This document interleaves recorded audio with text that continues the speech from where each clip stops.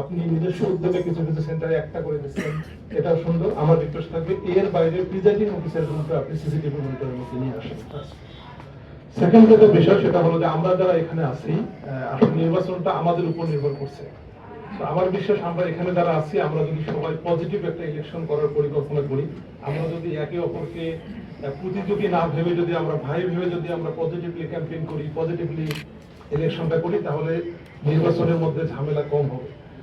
কিন্তু প্রশাসনটাকে রেফারির ভূমিকায় থাকতে হবে।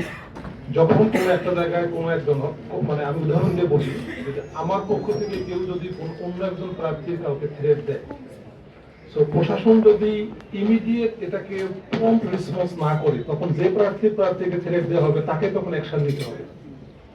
যখন দুই পক্ষ যখন কনফ্রন্টে যাবে, তখন কিন্তু পরিস্থিতিটা একটু খারাপ হবে।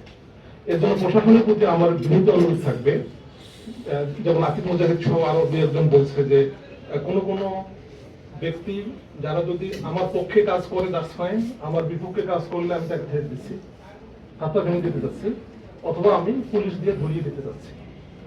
এইটার সলিউশন তো আপনাদেরকে করতেই হবে, এটা আপনাদের করতেই হবে। তা না হলে হবে কি, তখন আমাদেরকে এটা টেক কেয়ার করতে হবে।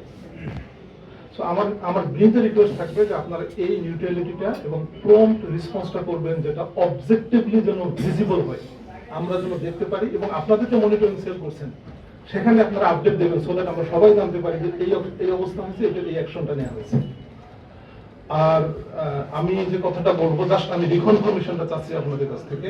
ভোট শুরু হবে, ভোট দেয়া শেষ হবে, এরপর নিশ্চয়ই সেখানে ভোট গণনার পর সেখানে একটা সিগনেচার হবে, তারপরে কোথায় এসে ভোটটা গণনা হবে, কিভাবে হবে, এই স্টেপটা আপনি এখানে বলবেন, just for our reference. So আমরা সেই দিন মেক শিওর করে বুঝে নিব যে আপনি যেভাবে বলছেন সেভাবে everything will be done. Thank you.